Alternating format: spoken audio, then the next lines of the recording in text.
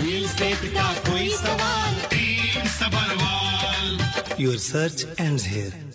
लेकिन ये कोई राज नहीं है कि हमेशा वेंसडे को जैसे ही 3:45 होता है हमारे साथ रियल एस्टेट का कोई सवाल पीके सब्रवाल जी जुट जाते हैं। अगर आपका भी कोई भी सवाल है रियल एस्टेट से रिलेटेड, कुछ आपने पढ़ लिया हो, कोई सवाल है, आप रियल्टर है, आपको कुछ डिस्कशन करनी है, एनीथिंग एट ऑल, ठीक है। अगर आप टेनेंट भी है, अगर आप घर खरीदना चाहते हैं, बाय करना चाहते हैं, फर्स्ट टाइम बायर हो आप, एनीथिंग एट ऑल, कोई भी सवाल है आप पीके जी से पूछ सकते हैं। अभी नंबर नोट कर लीजिए स्टूडियो का, 9052269109 9052269109 is the studio number. PK ji welcome sir, कैसे हैं आप?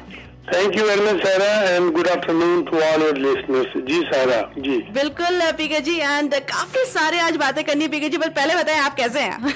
हमेशा की मैं तो जैसे कहते तंदुरुस्त होता जा रहा हूँ क्योंकि उम्र कम होती जा रही ना, जो पिछली बार कहा था मैंने। जी पीके जी प्लीज गो अहेड। मैंने कहा मैं बिल्कुल ठीक हूँ जी, दिन दिन जवान हो रहा हूँ। क्या बात है क्या बात है पीके जी। जी वैसे पीके जी आप जो जवान हो रहे हैं दिन ब दिन, रियल एस्टेट की क्या अपडेट है? वो भी जवान हो रहे हैं या फिर क्या इशू चल रहे हैं अभी? नहीं, उम्र रुक गई है, रियल एस्टेट की उम्र रुक गई है, इसका बड़ा फ्लैट मार्केट आ गई। और एक्चुअली क्या होता है कि स्प्रिंग हमेशा एक्टिविटी से भरा होता है, स्प्रिंग के अंदर बहुत ज्यादा एक्टिविटी स्टार्ट हो जाती है। स्प्रिंग अप्रैल जब शुरू हुआ, अप्रैल बहुत डल रहा, बहुत डल, अभी भी मई के महीने में भी बहुत ज्यादा रुका। टोरंटो में 5% सेल ड्रॉप हो गई, बावजूद इसके कि लिस्टिंग 47% बढ़ गई। यानी कि अगर ज्यादा लिस्टिंग बढ़ गई तो सेल भी बढ़नी चाहिए, सेल उल्टा घट गई, तो सोच लीजिए कितना मार्केट में रुक गए। इसका सबसे बड़ा कारण जो बताया जाता है, जो ट्रम्प बता रहा है या रेट वगैरह बता रहे हैं कि high interest rate, high interest rate की वजह से कई सेलर्स घर को रोक नहीं पा रहे, संभाल नहीं पा रहे, खर्चा बढ़ गया तो they are actually compelled to sell the house.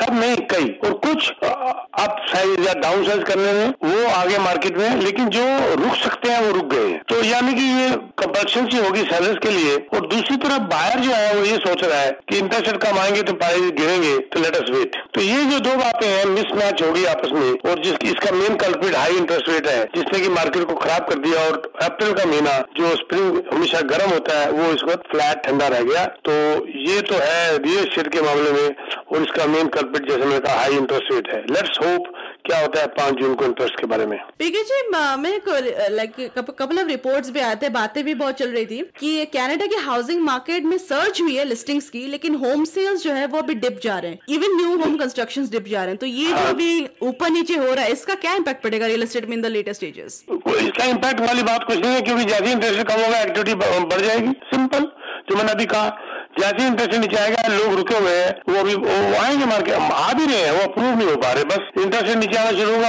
Approve होने शुरू हो जाएंगे, मार्केट में आ जाएंगे सब, आगे एक्टिविटी बढ़ेगी इसकी, कोई रोक नहीं सकता इसको, कोई रोक।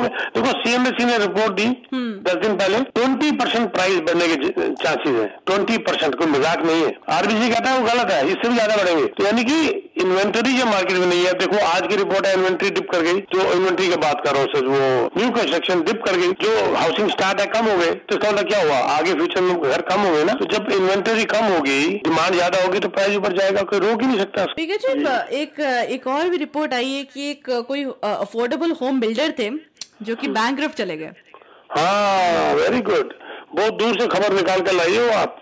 ये बीसी की रिपोर्ट है जो आप बता रहे हो मेरे को, बीसी की रिपोर्ट है। बीसी में पहला झटका लग गया। अफोर्डेबल होम जो सरकार कहती जा रही है, फेडरल गवर्नमेंट कहती जा रही है, बावजूद उसके कि लो इंटरेस्ट रेट में उनको फाइनेंस करने के बावजूद भी क्राउन एजेंसी हमारी जो उनको देती है लोन, ओलंपिक विलास के नाम से था project, the Olympic Vilas, 75 units का रेंटल कॉम्प्लेक्स था, अफोर्डेबल, जिसमें उनको गवर्नमेंट की मदद मिली थी, वो भी अब रिसीवर्शिप में चला गया।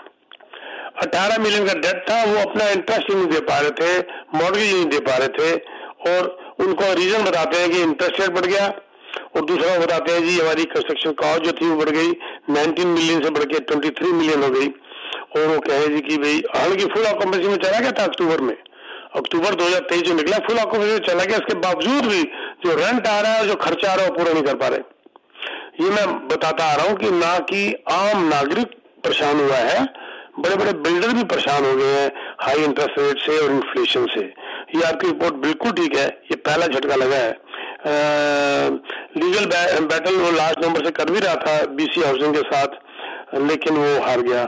तो अब वो है, देखो अब क्या होगा लोगों का, कौन उसको टेक ओवर करेगा, रिसीवर्स में जाएगा, कैसे करेंगे जो लोग उसके अंदर रह रहे हैं, अब आगे की बात आगे देखेंगे क्या होगा जी। क्या बात है। मैं एक बार स्टूडेंट नंबर भी हमारे लिस्टर्स के लिए जरूर अनाउंस कर दूं। 9052269109 9052269109 इज द स्टूडियो नंबर। अगर आप लोगों ने भी कॉल करके पीके जी से कोई भी सवाल पूछनी है, वट आपने कुछ रिपोर्ट पढ़ लिया, कुछ डाउट हो रहा है, कुछ सवाल पूछना है, नंबर नोट कर लीजिए 9052269109 इज द स्टूडियो नंबर। पीके जी एक और भी रिपोर्ट आई थी, काफी सारे रिपोर्ट्स आ रहे थे इस बार। एक और आई है, आई थिंक द जॉर्डन की आई है रिपोर्ट ऑन मॉर्गेज की अपडेट्स पे, तो इसका क्या इम्पैक्ट पड़ेगा जी? हाँ, ये जो जॉर्डन की जो रिपोर्ट आई है, ये report I think they were influence with the CMHC की कोई रिपोर्ट थी, उसके साथ से इन्फ्लुएंस हुआ था इनका शायद। जॉर्डन ये कहता है कि अगर, क्योंकि हमारी कैनेडियन इकोनॉमी बहुत ज्यादा डिपेंड करती है रियल एस्टेट के ऊपर, वो कहते हैं कि रियल एस्टेट के अंदर हमें कुछ चेंजेस लानी पड़ेंगी, मॉर्गेज के अंदर, रियल एस्टेट में मॉर्गेज के अंदर चेंजेस लानी पड़ेगी, नहीं तो ये हाल बुरा ही होता जाएगा। वो कहते हैं कि क्यों नहीं हम फॉलो करते बाकी कंट्रीज को, यूएस को, जहां पर कि मॉर्गेज रेन्यूअल की टर्म 10 साल है, यहाँ पर कितनी है, मैक्सिमम 5 साल है। देखो सारा कि अगर ये रेन्यूअल टर्म 5 साल की जगह 10 साल होती, तो जिन लोगों की रेन्यूअल अभी आई है और अगले साल आ रही है, 30% लोग को कह रहे हैं कि प्रॉब्लम में आने वाले हैं इस साल, और 47% लोग अगले साल, ये सारे बच जाते इनकी रेन्यूअल अगर लेट होती तो वो कह रहे हैं क्यों नहीं रेन्यूअल को 5 साल के बजाय इसको बढ़ा के 10 साल तक लाया जाता, और जिसने फालतू पेमेंट करनी है वो हर साल थोड़ी पेमेंट फालतू कर सकता है विदाउट पेनल्टी, ये क्लॉज होती है हमेशा। तो एक तो उनका ये कहना है आदमी का, दूसरा उनका ये कहना है कि जब लोग परेशानी में आ गए हैं तो क्यों नहीं अमोर्टाइजेशन आप 30 साल की सबके लिए कर देते, why only for first time home buyers, और बाकियों के लिए जो 20% ज्यादा है नॉन इंश्योर्ड उसके ऊपर भी कुछ बैंक देते हैं, लेकिन सबके लिए क्यों ना कर दिया जाए। तो ये उनके, तो उससे क्या होगा, आपकी इंस्टॉलमेंट बड़ी कम हो जाती है, इंस्टॉलमेंट कम हो जाती है, टेम्परेरी रिलीफ मिल जाता है, हालांकि ब्याज बहुत ज्यादा बढ़ जाता है जी। मैं आपको एक फिगर दूं ब्याज की, बहुत इंटरेस्टिंग। हाँ जी, प्लीज प्लीज। देखो, अगर मेरी किस्त 2000 से घट के 1700 रह जाती है तो मुझे बड़ा भारी रिलीफ मिलता है कि 25 साल की बजाय अगर 30 इयर्स हो गया तो, राइट। लेकिन हम ये भूल जाते हैं उसका इंटरेस्ट का पता कितना बड़ा बर्डन पड़ता है। Let me give you one figure जी सर। अगर मैं यहाँ पर मान लीजिए टोरंटो वाले ले लेता हूँ, एक एवरेज बेंचमार्क जो प्राइस है घर का है 1.1 मिलियन, ठीक है। अब 1.1 मिलियन में एक बंदे ने 20% डाउन पेमेंट किया है और बाकी उसने ले लिया 8,80,000 मॉर्गेज ले ली, और मान के चलता हूँ आने वाले जो में थोड़ा इंटरेस्ट कम भी होगा, कुछ आजकल कम्पिटिटिव प्राइस भी है, 4.8% मान के चलते हैं, चलो 25 साल में जितना वो ब्याज देगा, अगर अमोर्टाइजेशन 25 साल की है ना, 25 इयर्स की, जितना वो इंटरेस्ट देगा अगर उसको बढ़ा के हम 30 साल का देते हैं, उसको टेम्परेरी रिलीफ तो मिल जाएगा, पर पता है आपको 5 साल बढ़ने से इंटरेस्ट की पेमेंट उसकी 1,86,000 बढ़ जाती है जी। 186,000 मोर इंटरेस्ट दे देता है वो। और अगर ये वैनकूवर देखें तो $2,00,000 तो देने, मेरे ख्याल से तो 30 साल अगर आपको मिलता भी है तो कोशिश करिए जल्दी जल्दी अपनी पेमेंट को उतारिए, इंटरेस्ट ही खा जाता है। ये डिजार्डिन की रिपोर्ट थी, तो ये डिसीजन लेना बड़ा टफ है, लेकिन टेम्परेरी रिलीफ तो मिल जाता है ना एटलीस्ट सारा, कि चलो भाई आज मैं फंसा हुआ तो चलो कल को जब हाथ खुलेगा तो मैं पेमेंट एक्स्ट्रा कर दूंगा, लेकिन इंटरेस्ट का बर्डन बहुत ज्यादा बढ़ जाता है इसके अंदर। क्या बात है, बात है सारा जी जी, कर्जा भला नहीं है, बस बात खत्म। कर्जे से बचो, कम खा लो, एक कपड़ा कम पहन लो, मतलब ये नहीं कि पहनो ही कम, मतलब कब खरीद लो, पता चला सबरवाल साहब एक कपड़ा कम पहन के चल रहे हैं, तो उन्होंने कहा ये क्या हो रहा है, कहता जी सब कहा था उन्होंने सबरवाल साहब ने कपड़ा कम पहनो, तो वो कहीं बेइज्जती में करवा लो, मतलब कपड़ा कम खरीद लो, अच्छी बात है। ओवर ईटिंग ना करो, उसके 2 फायदे हैं, एक आपका फजूल खर्ची बचती है, दूसरा सेहत ठीक रहती है, राइट। अपने खर्चों को कम करो, थोड़ा सा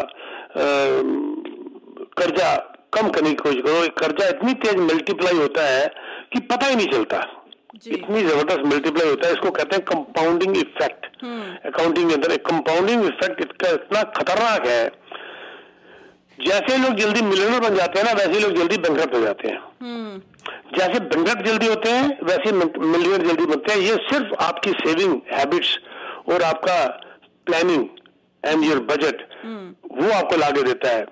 देखिए, आज आपने कहा $100 कम पड़ गए, कोई बात नहीं, हमने एमएक्स इसका यूज कर लिया $100, पता है उसके ऊपर इंटरेस्ट कितना है? 30%। कहाँ जी पाओगे? वैसे ही टेनेंट है, वो कहता है जी आज इस महीने किराया नहीं दिया, अगले महीने इकट्ठा दे देंगे। जो एक महीने नहीं दे पाया 2 महीने कहाँ से दे देगा? राइट। ये इतना भारी कंपाउंडिंग इफेक्ट है कि देखते ही देखते बैंकरप्ट हो जाता है इंसान।